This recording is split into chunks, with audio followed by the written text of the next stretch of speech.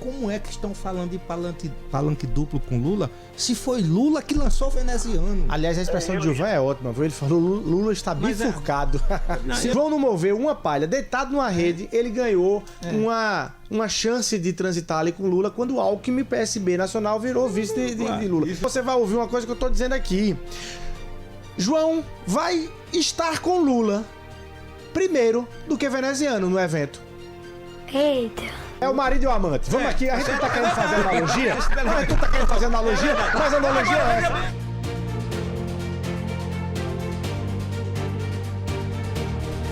Da direita para a esquerda, da esquerda para a direita, do centro em todas as direções. Começando agora mais um episódio, segundo episódio do Arapuã Cast aqui, do Sistema Arapuã, esse podcast que a gente vai esquentando ali as discussões para as eleições de outubro de 2022. Eu sou o Luiz Torres e tenho o prazer e a honra de estar aqui dividindo hoje essa bancada com esse podcast de Gilvan Freire, que carrega comigo ali grandes histórias ao longo de algumas décadas. No centro, aí. na direita ou na esquerda? Eu quero você transitando em todos os lados. Gilvan Freire aqui comigo, advogado, analista político, uma figura queridíssima na Paraíba, e onde ele está sempre para debater, naturalmente, é sempre certeza de um bom debate, um bom conteúdo. Do meu outro lado aqui, Josival Pereira, jornalista, articulista político e agora, como é que diz? Podcaster. Josival, obrigado aí pela presença. Prazer bem grande estar aqui ao lado primeiro compartilhando com você, né? E depois com o Gilvan Freire, que eu sempre admiro, gosto dos debates com o Gilvan Freire e Diego aqui do outro lado. Bom demais. E fechando esse quarteto aqui, o homem da casa, né? Todo podcast nosso, a gente tem alguém daqui do Sistema Arapuã, e ele que faz o programa com o Samuca Duarte pela manhã, logo cedo.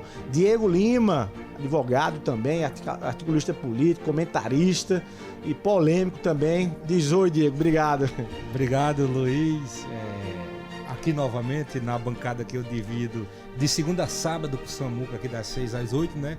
Então já me sinto até um pouco mais à vontade. E Gilvan perguntou se está no centro ou na direita. Aqui tá todo mundo igual, né? Porque tá todo mundo igual.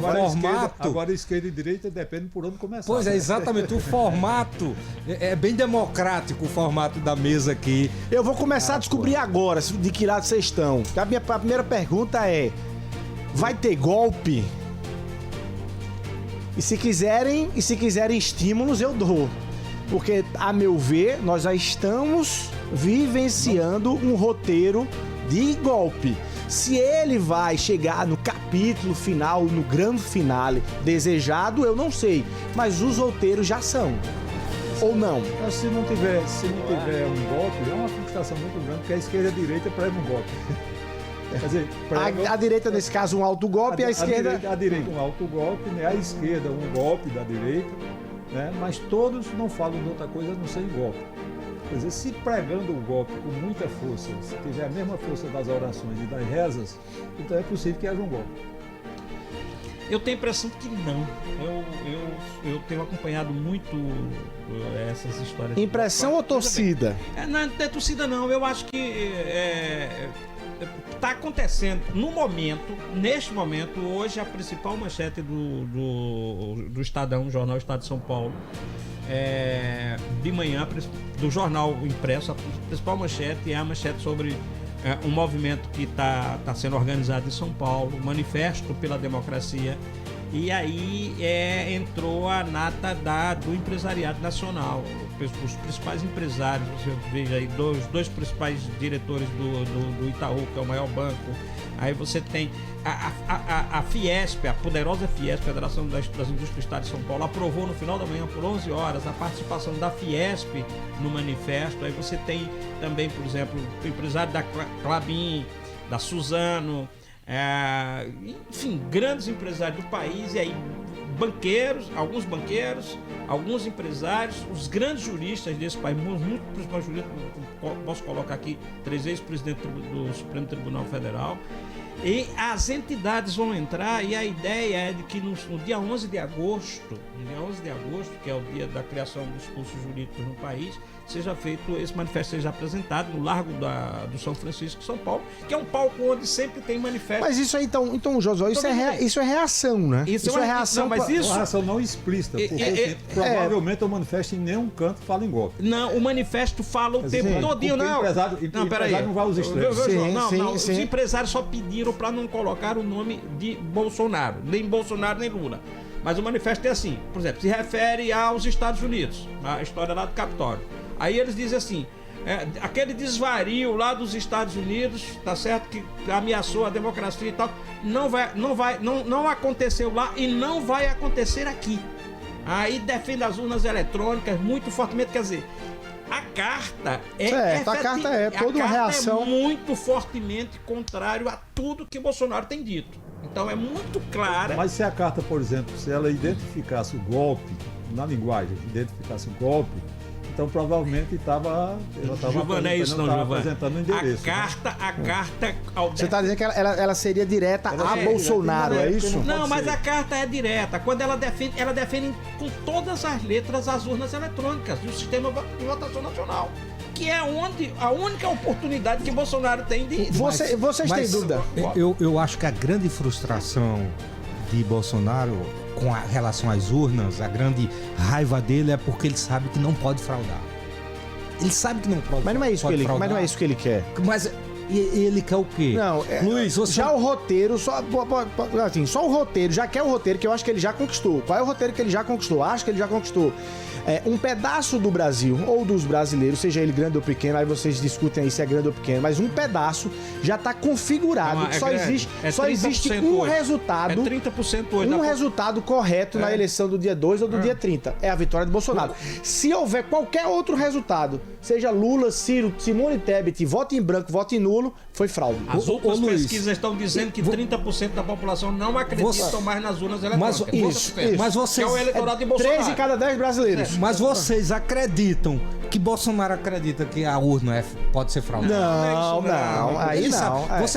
Vocês aqui têm dúvidas. É o script. Que Bolsonaro tem uma pesquisa toda semana e ele sabe a verdadeira situação dele. Tem dúvida disso? O que Bolsonaro quer é uma eleição aproximada de margem pequena de maioria. Com essa margem pequena de maioria, então levantaria a hipótese de que as urnas foram fraudadas e aí o grupo dele vai pra rua, a população dele vai pra rua, 30%. Dos 30%. E o 7 de setembro é pra dizer assim, olha o tamanho do que vai pra rua no dia 30, se der errado. Então este é o roteiro dele. Agora, no meu entendimento, tem dois erros. O erro principal é, você não pode pegar um roteiro que aconteceu de movimento político, de revolução, do que aconteça. Aconteceu num país e eu vou copiá-lo aqui. Não dá para você copiar, vou pegar aqui um exemplo lá atrás. A Revolução Cubana, vários países, vários grupos revolucionários tentaram espalhar a Revolução Cubana na América Latina e em outras partes do mundo. Não deu certo, mas em lugar nenhum. Não, José, você não... No caso dos Estados Unidos, deu errado na conflagração e deu errado depois. Não tem claro. Então veja bem, copiar aqui. Bolsonaro quer copiar aqui. Eu acho que é a grande burrice dele. Aí, resultado, tá todo mundo se preparando contra isso. Mas Josival, tem um manual do líder populista, e seja ele de direita e esquerda, que alguns itens são muito parecidos. Ganhe o jogo e questione as regras do jogo. Questione as instituições. Sempre. Não dê legitimidade aos seus opositores. Considere-os sempre ilegítimos para fazer oposição ao seu governo. Que é o que Bolsonaro faz. Crie monstros para que se esconda os próprios monstros reais. Né? Os monstros reais do Brasil, da inflação ao preço da gasolina, eles estavam completamente esquecidos há um ano. Ninguém ia pra rua protestar contra o aumento de feijão e de combustível, não. As pessoas estavam indo pra rua pra protestar contra o ministro do STF. Olha que coisa. E urna eletrônica. Duas coisas que não interferem na vida do cidadão diretamente. Diferentemente do preço do feijão, da carne e do combustível. Agora Bolsonaro tá enfrentando... E aí, se vocês quiserem questionar a natureza desse enfrentamento, é outra coisa. Mas agora ele tá enfrentando Real, esses itens. a vida real. A vida real, esses itens ele tá conseguindo por hora, conseguindo confrontá-los, porque tá confrontando o preço da gasolina, por exemplo. Alguém vai negar dizendo que não tá baixando? Tá. Baixou. E os benefícios sociais. E tá indo parte pra conta dele. E ele começa a colher os lucros eleitorais disso. Ainda Eu tô esperando as pesquisas, porque ainda não chegou, exatamente. Ainda não. Ainda É não. porque vocês... Deixa eu dizer uma coisa. Anote Exatamente, aí. isso que eu ia Vocês estão aguardar. atrasados vendo pesquisa nacional. Eu já vi pesquisa da Paraíba. Bolsonaro aqui na Paraíba já registrou crescimento e Lula leve queda.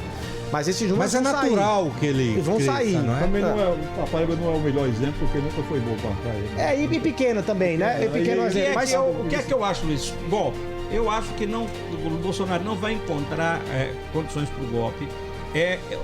Essa reação dos empresários eu acho muito forte. Eu acho que pode ser devastadora para ele, porque tira, por exemplo, aquela carga.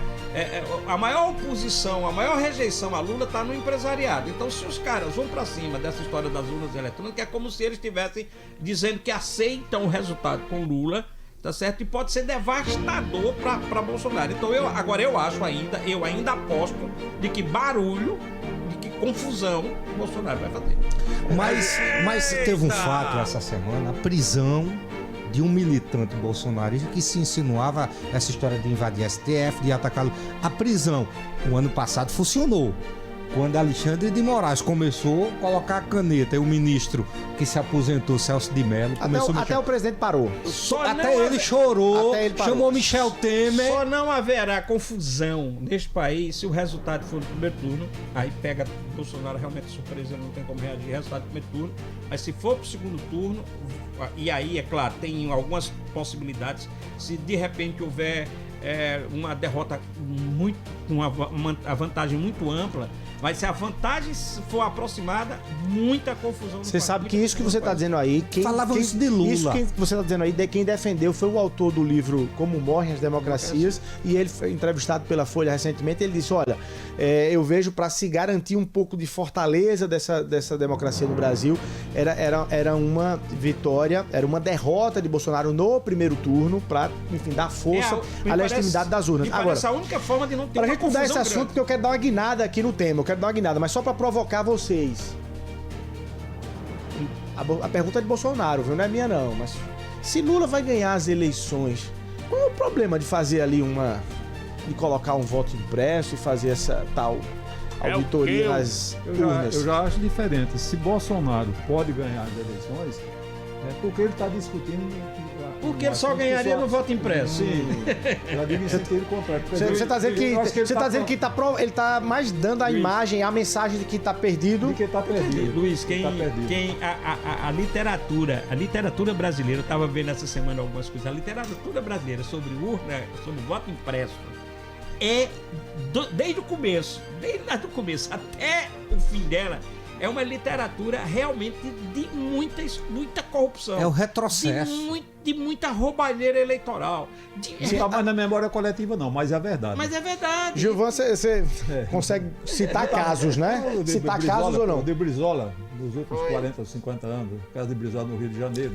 Teve um caso aqui da deputada, que hoje é esposa de Marcos Inácio, advogado aqui, que Naima Xavier. Exatamente, ela foi eleita, depois fomos contar e depois ela não foi mais eleita. Quem foi, parece que foi Zenóbio, né? Voto impresso. Olha a segurança. Não, eu voto impresso. O caso mais típico da Paraíba, quer dizer, pelo menos de 40 anos para cá, foi o de Bahia. Embucharam as urnas de Bahia durante a noite. Né? Embucharam as urnas de Bahia, ela amanheceram gorda, em favor de Como é, Major? Eu tinha um amigo em Cajazeiras que... Foi isso, só que ele tanto se elegeu. Bom, essas urnas, o resultado que passou foi da urna embuchada, foi do incesto, né? Mas eu tinha um amigo em Cajazeiras que, inclusive... Agora, de Brizola, eu não sei se vocês estão citando o caso de Brizola, porque era do Proconsul. Era que fazia a totalização lá no Rio de Janeiro. No Rio de Janeiro foi o caso mais típico. Falam também de doutor Quequinha, de Mamanguape, que é o atual esposo, promotor, esposo da prefeita, que a atual prefeita é o Nilson. Foi candidato várias vezes. Quando ia pra urna, quem ganhava sempre era o candidato dos usineiros. Um amigo em Cajazeiras que era as urnas boas e vale ruins. É um retrocesso, né? Eu Seria um tenho um amigo em retrocesso. Cajazeiras que era diretor de uma repartição pública, ele dizia que ele era escrutinador dos mais antigos, coordenava tal. Ele dizia que quando chegava perto da apuração, ele deixava a unha dos 2 dedos pequenos crescer, crescia as duas, aí ele botava pedaços de grafite dentro da unha aqui por baixo.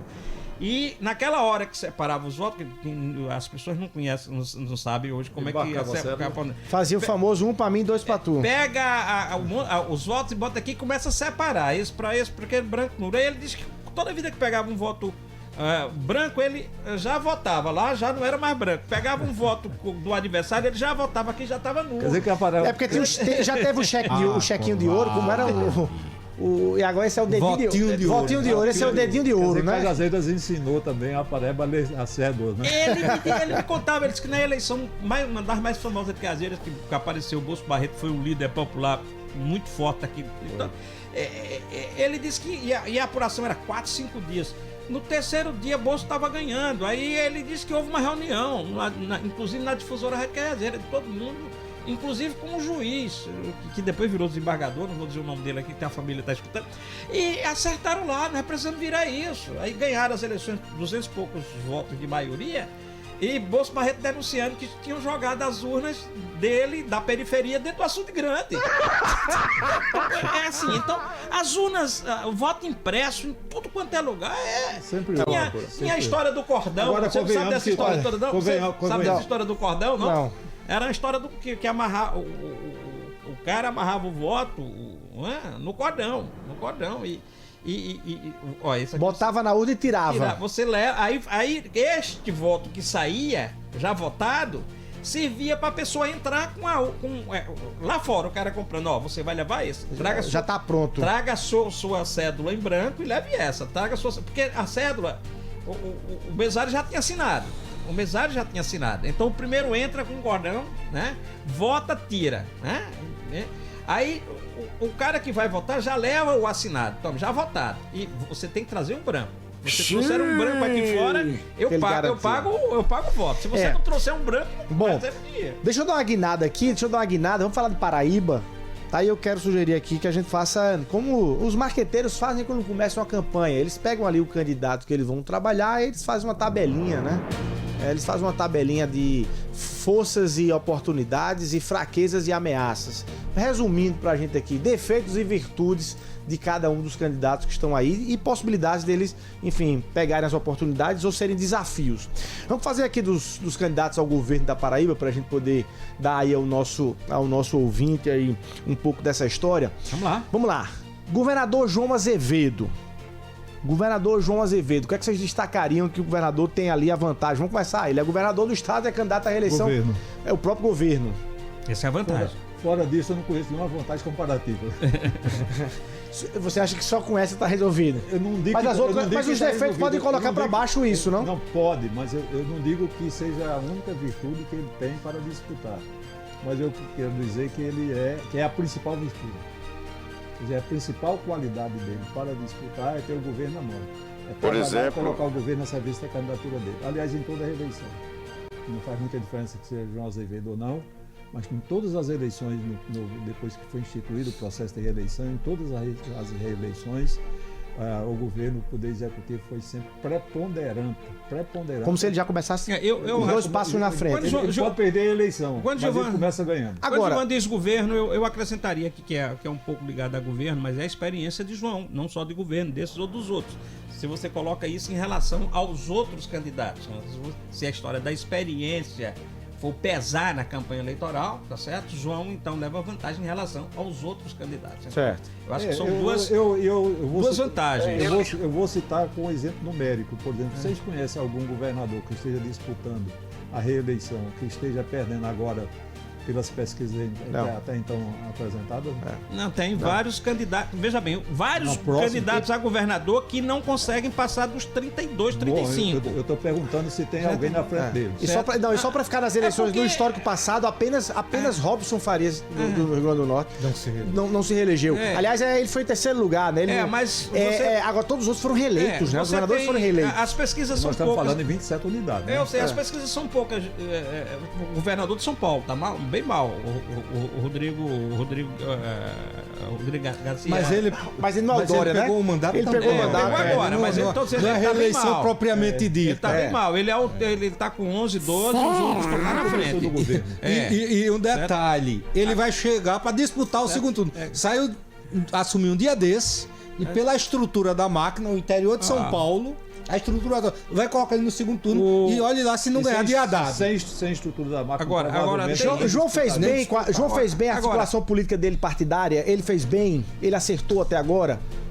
Ele tá acertando e ainda falta uma jogada João- dele, que é a jogada do Senado. João, não é que o João tá acertando. João foi tragado, completamente tragado pela articulação política, talvez pela não sei se é uma característica, que é uma ausência, uma falha dele, que é a de comandar, de liderar. Ixi, Tá certo? De puxar a liderança. Você tá dizendo Ele que conseguiu. falta. Falta isso. Faltando isso, ele foi tragado pelos movimentos, pelos aliados. Tragado, completamente tragado. Nunca Mas- teve um mas articulador. o republicano Ele nunca deu teve, essa- nunca teve um Sim. articulador, nunca Certo. teve um articulador. Aham. Ele nunca teve ele não teve contato estreito com as lideranças que se transitam em torno do governador, que são os prefeitos municipais, né, e os deputados estaduais. A liderança na Assembleia é integralmente devida ao presidente da casa, né, dos prefeitos, queixas permanentes, muitas queixas, né, e ele próprio não demonstra aptidão pelo trato político.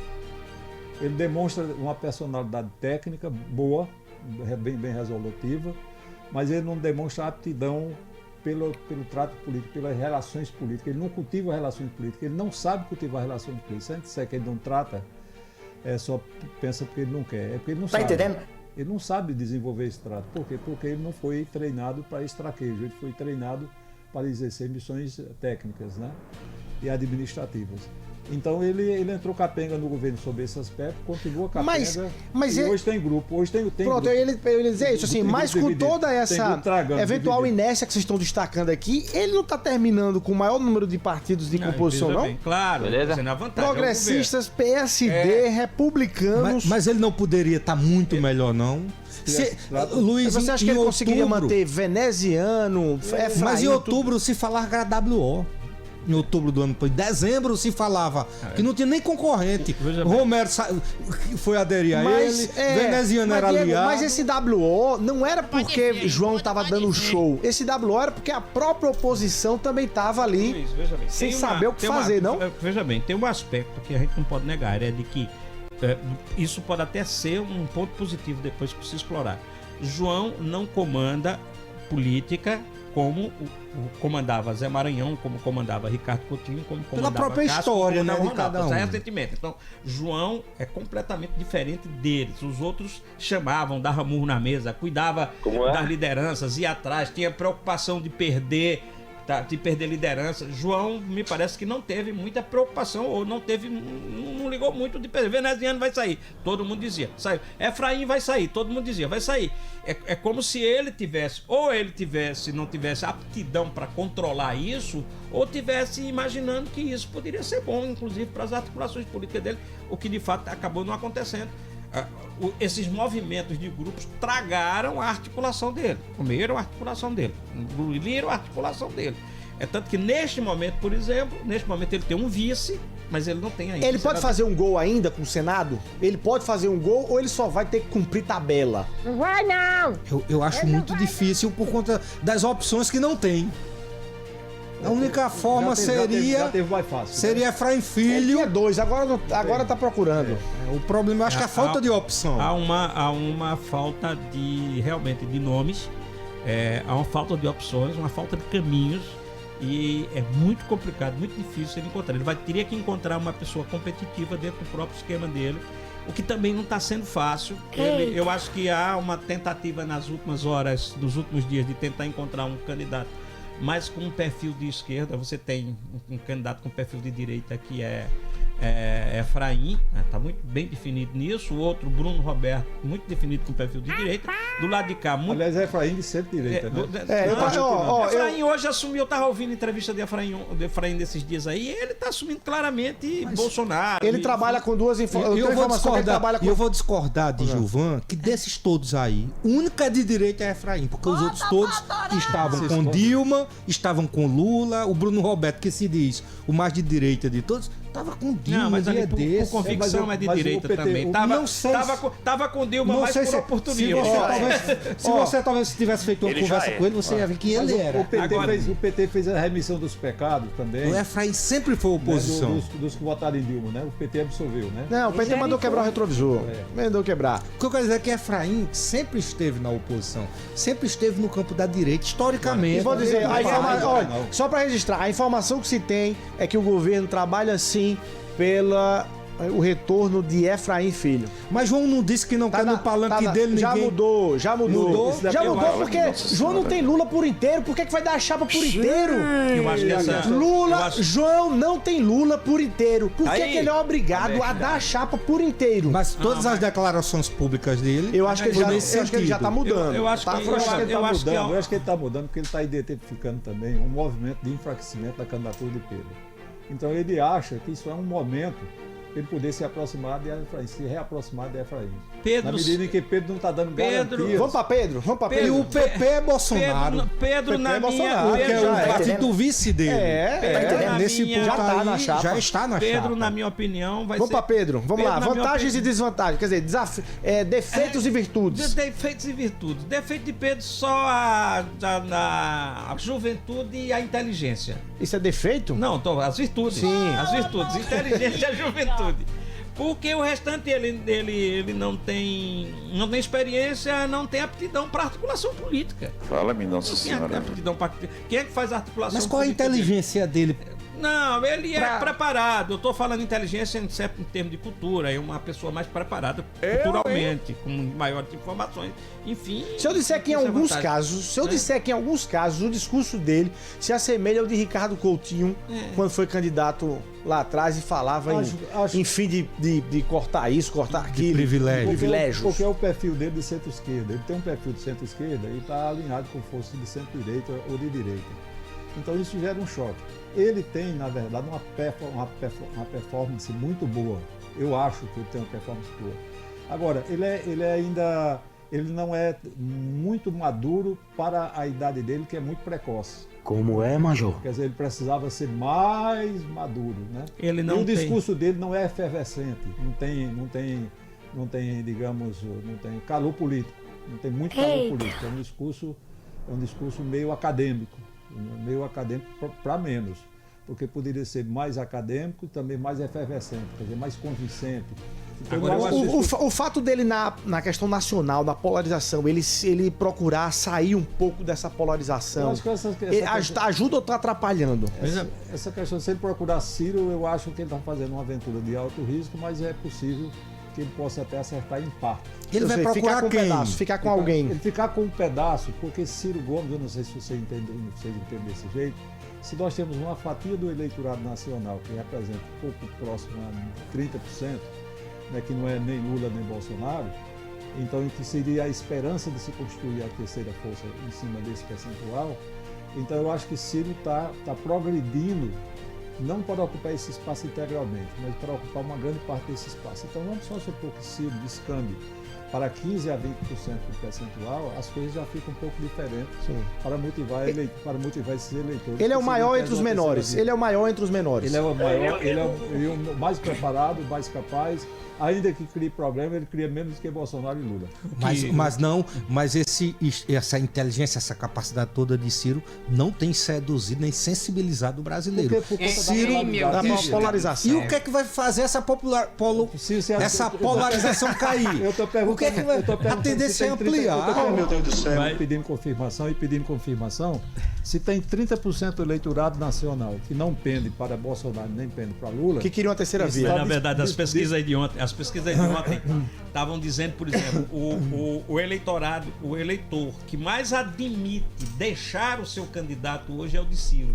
É o maior percentual. Chega Por causa do voto útil. Quer resolver a parada logo no primeiro chega a ser turno. É o eleitor que tem medo de Lula ou Bolsonaro. Isso, ele tá vendo que não vai chega a resolver ser no segundo turno, vai querer resolver logo no veja bem, primeiro. Ciro com 9 pontos, hoje é o candidato que talvez que tem mais ameaçado de perder voto, é mais ameaçado de perder voto que Bolsonaro, mas é ameaçado de perder voto Eu vou que pensar Lula. numa tragédia. João, o eleitor pode de ser uma Ciro, tragédia, pode cair mais ainda. o eleitor de Ciro é o eleitor de Lula. Que Lula tá puxando, Lula tá segurando. Agora, com Mas os relação... 30% Vamos aqui, relação vamos a fechar Pedro, Pedro pra gente ainda Só falta com relação a Veneziano Pedro, e com Nilvan. relação a Nosso Pedro, tempo eu tá acho ali. que o grande problema de Pedro é que, veja bem, ele não passa, é isso que eu falei, a experiência dele que é pouca ainda, ele não passa ainda, tá certo, essa credibilidade pro cara que esse é um gestor, esse vai ser um gestor do Estado. Eu acho que esse é o grande problema dele. E acho que faltou ali uma articulação política que Gilvan registrou aí claro. pra dar tamanho. Agora, mas é óbvio. Pedro não sai. Sinto hoje. falta de Bruno Cunha Lima, mas porque a Quem fez esse plataforma papel, na verdade, foi Efraim. Foi. Quem fez esse papel de falar em foguete, de falar em no meu dinamismo. entendimento, Acho que falta Bruno Cunha Lima a partir do quartel-general de Campina Grande. Cássio tem um problema que é um dilema. Toda vez que ele entra demais, ele engole. Se ele entrar de menos, ele abandona. Se ele entrar demais, ele engole Pedro. Então há um dilema. Mas acho que o grande Pedro problema de Pedro é o seguinte: no meu entendimento, não saiu porque não tem saída. Não encontrou a porta de saída. Não Então tem. tá. Não tem no grupo deles. Porque a única saída possível é efetivamente Romero. Só que Romero só entraria num processo desse com mais segurança. Romero entraria, no meu entendimento, se fosse para ser o candidato de Bolsonaro no estado da Paraíba. O verbo de outra forma, entrará. Eu não acho que entra. Sabe por quê? Não acredito, porque ele só entraria, no meu entendimento, se o PL tirasse as candidaturas. Nilvan tirasse a candidatura e fosse o candidato de Bolsonaro na Paraíba. Como o Bolsonaro não vai bancar isso. E ninguém sabe quem é o candidato Bolsonaro, como ninguém sabe quem é o de Lula. Não, é Bolsonaro. É Nilvan, tá muito claro que é Nilvan. Mas vamos para Nilvan.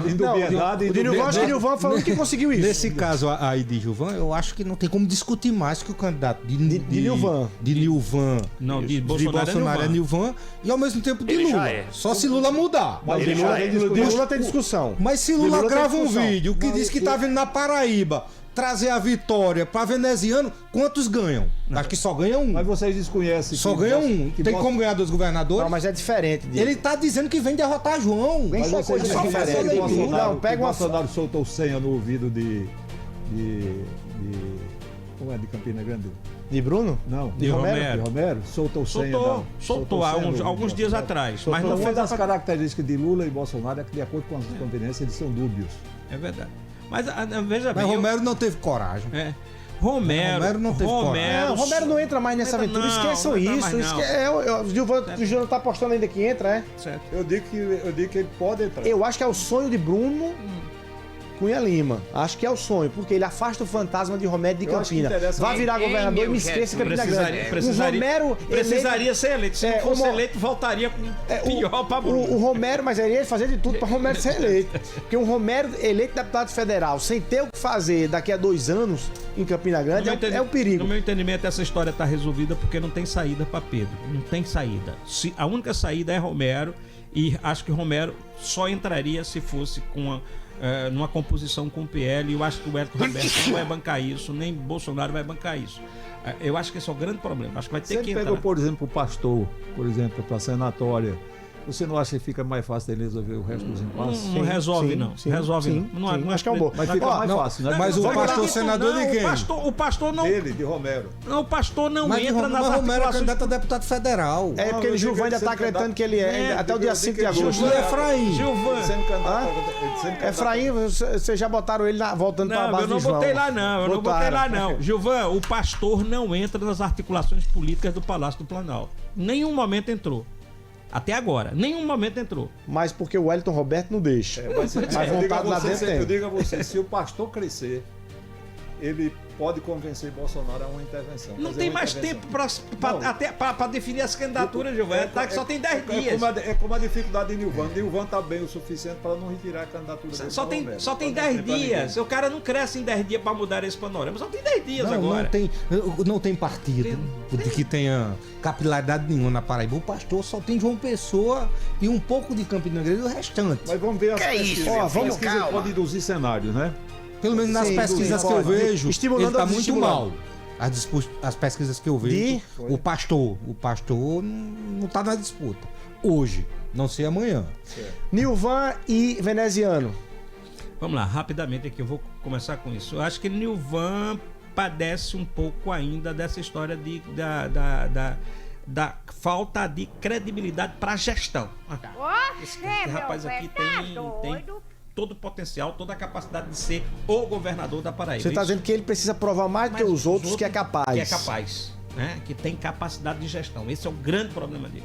Ele se comunica bem. É a vantagem dele. Se comunica bem e tem a vantagem política de João Pessoa de ter disputado as eleições de João Pessoa. E da grande João Pessoa, popularidade de mídia, que é uma vantagem de mídia mesmo. Não larga do zero, ele já larga. Ele se comunica muito bem. Ele sabe se comunicar bem. Agora falta do eleitor olhar, do empresariado olhar, das pessoas olharem, pô, aquele ali tem um grande gestor, aquele ali realmente vai mudar e vai fazer. Falta essa credibilidade. Bolsonaro leva Nilvan para o segundo turno, porque a gente tem acompanhado uma fidelização do voto mais forte do lado de Bolsonaro. Primeiro porque Nilvan não disputa Bolsonaro com ninguém aqui. Nilvan tá sozinho com Bolsonaro. Eu acho que disputa, de certa forma, com Pedro. Com Pedro? Eu acho que disputa. Pedro nem no palanque subiu.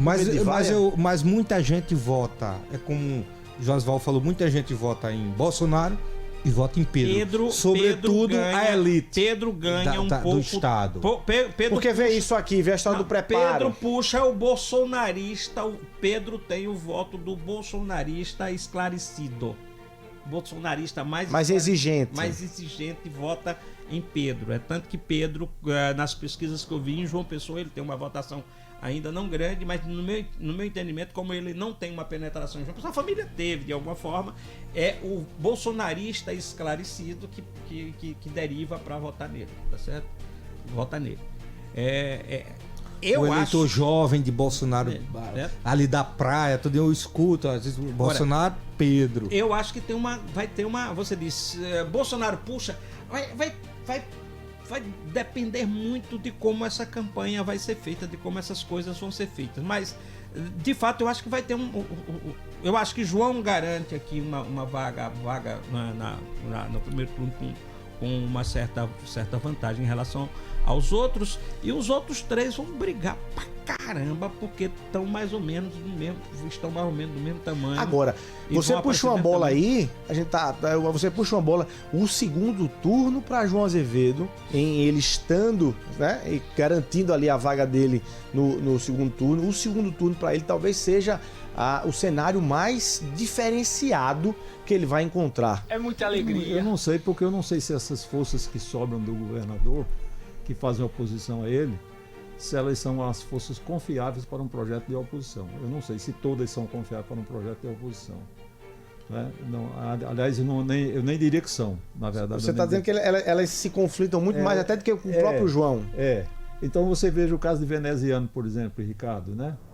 Então você veja que são inconciliáveis mesmo. Mas também não se juntam com outros, porque não tem ninguém para se juntar com eles, né? No caso de Veneziano, eu acho que Veneziano, não sei se vocês sabem disso, e certamente sabem, né, porque é uma coisa mais restrita à classe política. Veneziano é inconfiável aos políticos. Ele tem uma trajetória de inconfiabilidade às lideranças. A classe política. Isso é uma média muito elevada. Por quê? Porque ele falhou muito. E depois, sim, ele já não é qualquer luxo, ele já não é a virgem. No processo de perdas, ele já perdeu, né? E como é que ele foi o senador mais votado na última eleição? Aí está o mistério que eu acho que é dessa eleição. Ele tem um puxador de voto em torno dele e está puxando. E fome está para folha. Está puxando o cenário de 2018 era um cenário quando eu comparo com os candidatos que estão colocados, eu acho que Veneziano leva uma vantagem. E aí são um ponto positivo dele. Leva uma vantagem em relação a Nilvan, por exemplo, e a Pedro, é o fato de ter sido prefeito e ter uma experiência, né? E poder dizer, olha, eu sou capaz rapaz, eu tenho uma certa experiência, Eu né? acho que ele tem o mesmo puxador que teve na eleição passada agora- com êxito. Ele não era o candidato favorito da eleição. Na verdade, eu acho que foi ele feito candidato, que é a foi história feito do eleito. beco estreito que ele entrou. Ele depende tudo de Lula e de Ricardo.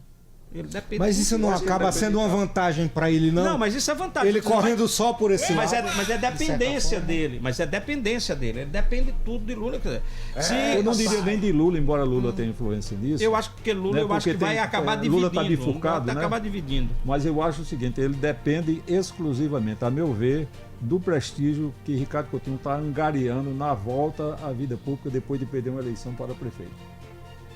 Que é uma coisa esquisita, né? Quer dizer, o cara que era puxador de voto, aí morreu afogado, aí depois ressuscitou, respirou e voltou a ter o mesmo prestígio que tinha antes de se afogar. Agora, Então, agora, tá sustentando. uma fonte me informou, disse como é que estão falando de palanque duplo com Lula, se foi Lula que lançou o veneziano. Aliás, a expressão de Gilvan é ótima, viu? Ele falou Lula está Mas é- bifurcado. Não, Se, eu não agora acredito. você falou, se foi Lula que chamou, Eu não acredito. que Veja bem, estimulou, que a questão incentivou não é só a essa, candidatura não, de Diego. A questão não é essa, veneziano. não, Diego. Mas, Só veja bem, Diego. a minha rápida. É só pra verdade, dizer, foi Lula só que o fato de lançou Alckmin tal. ter Agora, ido- só que Lula não vai poder negar, o PT não vai poder negar Alckmin- que João Azevedo vota nele. E que Alckmin Não, quer. isso aí não tem Você como. entendeu? Nem negar, nem rejeitar. Diego, eu Então, acho o seguinte, e não vão poder impedir de João Azevedo sair dizendo, olha, meu candidato é Lula. Não, você nem vai impedir nem João nenhum candidato não de juiz moveu vai uma fazer palha. isso. Então João não divide. moveu. Então divide, Josval. então divide. João não moveu uma palha. Deitado numa rede, ele ganhou uma chance de transitar ali com Lula quando o Alckmin, PSB Nacional, virou vice de Lula. Isso Não tá foi resolvendo. mérito de João. E não tá resolvendo. Mas como é que vocês Mas avaliam? mas ele não quer. Agora, Peraí, Lula só uma todo. pergunta. Como é que vocês avaliam aquele vídeo, o último que Lula Não, gravou, é a clareza de que Clareza, claro, o candidato a é clareza veneziano. de que com o Venezuela- Alckmin lá? Sim, com é a todo clareza de que Venezuela é o candidato de Lula. Isso aí é. Só que O que isso não to- impede que João seja. Não, E o que claro. torna a coisa mais incômoda, o que ainda torna mais incômodo, porque você tem Lula gravando o vídeo dizendo que o candidato é veneziano, mas existe um cenário que permite que João transite também com Lula e Alckmin. Aliás, eu vou dizer uma coisa aqui. Quando começar Aliás, a campanha- esse podcast vai estar no ar até a próxima quarta-feira, né? É da Até outra- da outra tal, semana, você tá ouvindo aqui, né? Até a quarta-feira do dia 3 de agosto. Vai. Então você vai ouvir uma coisa que eu tô dizendo aqui. João vai estar com Lula primeiro do que veneziano no evento. Eita.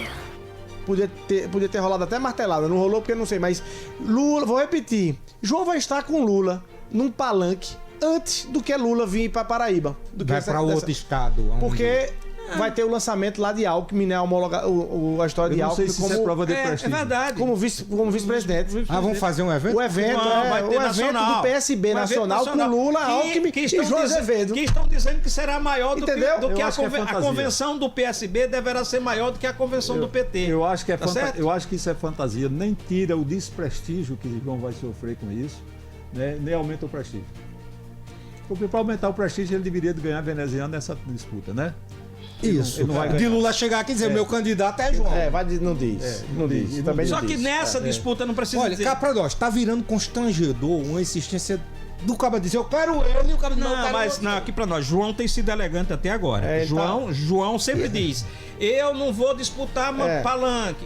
É diferente, por exemplo, do que ocorreu em Pernambuco. É o marido e o amante. Vamos aqui, a gente não tá querendo fazer analogia. A gente não tá querendo fazer analogia, mas a analogia é Veja essa. bem, Vocês o estão pior não é isso, Vocês não. estão com medo de dizer isso aqui? É verdade. Eu acho que é mais parecido com o Suruba. Ei, a gente precisa fechar. A gente O precisa pior não é fechar. isso, não. O pior é que tem problema. Por exemplo, Lula precisa tirar o Molon, que é do PSB, candidato a senador no Rio de Janeiro. Vamos lá. Como é que o cara vai tirar? Eu vou tirar o cabo do PSB aqui e não vai dar nada em troca. Vamos lá, vamos lá. Mas já foi lançado governador do PT e do PSB, senador do PT e do PSB Gilvan lá, Freire. Já não tirou- juntou. já Obrigado tirou aí. o cara Pode do fechar. PSB. Sim, pode fechar, Josval, por causa do tempo. Bora lá. Gilvan, obrigado pela presença. Obrigado a vocês. Valeu, Josval, obrigado. Obrigado a você, vamos lá. Tá certo Vamos aqui. repetir essa Vamos coisa repetir aqui. Tá essa só coisa começando, aqui. Diego. Valeu. Foi tranquilo, né? Foi tranquilo. O bom chazinho demais. aqui, bom demais. Um abraço a todos, até a próxima, se Deus quiser. Vamos lá.